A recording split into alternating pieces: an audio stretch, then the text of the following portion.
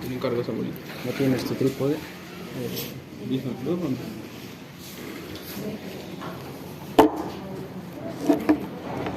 A ver, ¿con qué lo...?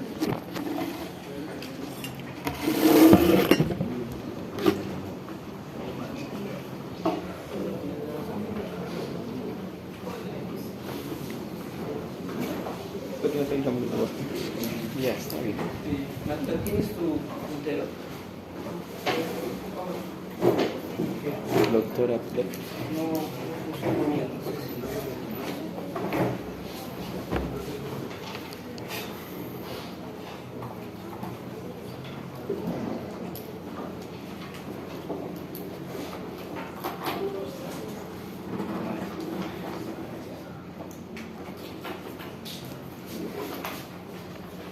Bien, señores, vamos a ver hoy día lo que es el síndrome de hipertensión portal.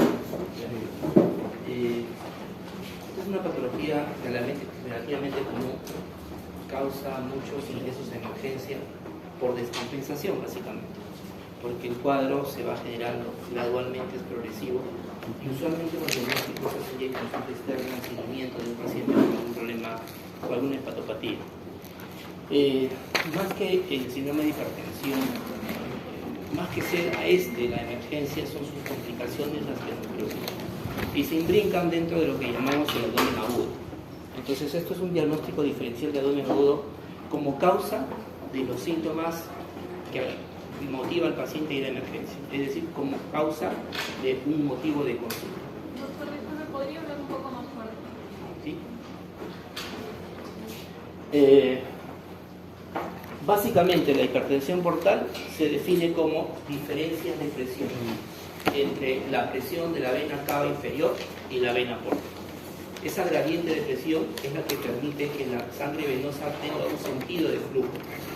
Toda la sangre de la vena porta debe llegar a la vena cava inferior. Si se alteran las presiones en ambos lados, va a haber una obstrucción o una disminución en ese flujo. Si la presión en la vena porta se hace mayor a la presión en la vena cava, en teoría no habría problema para que el flujo se dé. Pero si la cava aumenta su presión y la presión de la aorta cae, va a ser más difícil que se mantenga ese flujo. Entonces, en condiciones normales se mantiene una gradiente para que pueda darse el flujo normal. Para entender un poco esta gradiente, les traigo esto para que recordemos un poco la histología y la fisiología del hígado. Recuerden ustedes que el flujo de la vena porta va periférico en el famoso lobulillo hepático y el flujo de la vena cava es central. Entonces la sangre va a entrar por esta zona y va a fluir en este sentido hacia la zona central.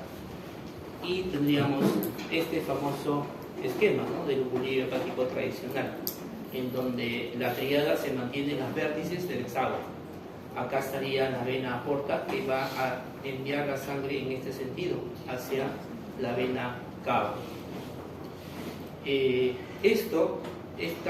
incremento de esta presión podría obstruir esto, podría generar que este flujo no se dé.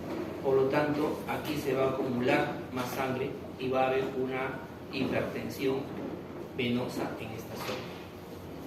Los otros lobulillos son los clásicos lobulillo portal y el acino portal, que lo que nos da más o menos es una geometría distinta y una fisiología distinta. Por ejemplo, si en lugar de considerar los vértices de este hexágono como la tríada y consideramos las venas centrolobulares o las venas hepáticas, vena central de la hepática como los vértices de un triángulo, vamos a ver que la tríada se ubica al centro. Esta es una distribución para entender cómo es el flujo de la secreción biliar. La bilis va en el sentido opuesto al sentido en el que va la sangre. La sangre va de la vena porta a la vena central. En cambio, la secreción biliar va en el sentido de vena central a vena porta. Este sistema entre corrientes es el que permite que haya intercambio de elementos entre uno y otro vaso. Y si recordamos, tenemos aquí este rombo, en donde dos de sus vértices corresponden a dos venas anterolares y otros dos corresponden a la tríada. Esto es importante en la fisiopatología del daño hepático, de la insuficiencia hepática. Recuerden que la sangre arterial va a viajar también en el mismo sentido que la sangre venosa, es decir, va a ir desde la tríada hacia la vena central. Ahora, imagínense saliendo de acá un montón de glóbulos rojos cargaditos de oxígeno. Los que están más cerca al sinusoide, van a captar la mayor cantidad de oxígeno. Y el glóbulo rojo que llega acá, llega con menos dotación de oxígeno. Por lo tanto, las células intermedias van a recibir menos dotación. Y cuando el glóbulo llega acá, ya casi como sangre venosa, termina recibiendo, produciendo o entregando menos oxígeno. Entonces, se establecen tres zonas. Una zona muy cercana a la arteria, que es altamente oxigenada, y una zona distal a la arteria, que es pobremente oxigenada. Y esto tiene que ver mucho con el metabolismo del hígado. Se dice que los fármacos que consumimos nosotros son básicamente metabolizados por los hepatocitos que están en la zona 1. Entonces, imaginemos una hipertensión portal en donde la porta se altere. Los primeros que van a sufrir son los hepatocitos de la zona 1, porque están acostumbrados a recibir buena cantidad de oxígeno. El de acá no lo va a sentir mucho porque ya está acostumbrado a relativa hipocemia, pero la función de esta va a ser la de metabolizar los medicamentos.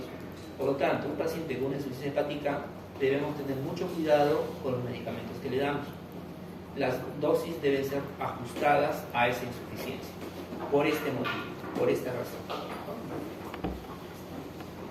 Esto es para recordar un poco cómo es que se va a producir la hipertensión portal. Recordemos cómo es la circulación esplácnica, que básicamente tiene que ver con todas las arterias que salen de la aorta y se encargan de irrigar el tracto gastrointestinal, incluyendo sus vísceras. Hablamos del hígado, hablamos del vaso y del páncreas. Estas arterias van a tener que unirse de todas maneras con el sistema porta a través de los capilares, de los lechos sinusoidales. Y cuando existe un incremento de la presión en la porta, este paso de la arteria a la porta se ve limitado. Esa gradiente debería permitir que pase libremente, pero no sucede así. Entonces la sangre se va quedando hacia atrás y va aumentando la sangre a nivel de este sistema esplácnico.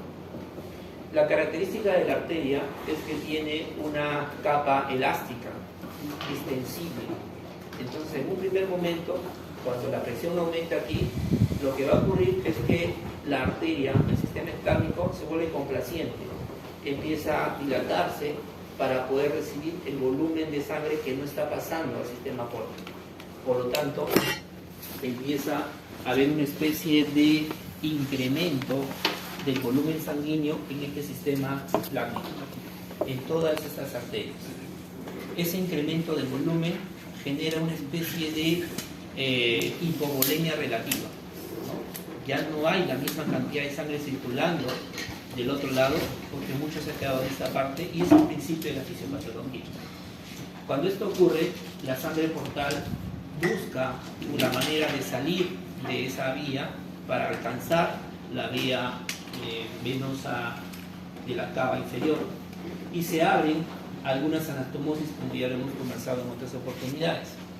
Pero algo típico y algo peculiar de la hipertensión portal es que también se forma o se activa esta unión entre lo que queda como rezago de vena umbilical y la circulación colateral.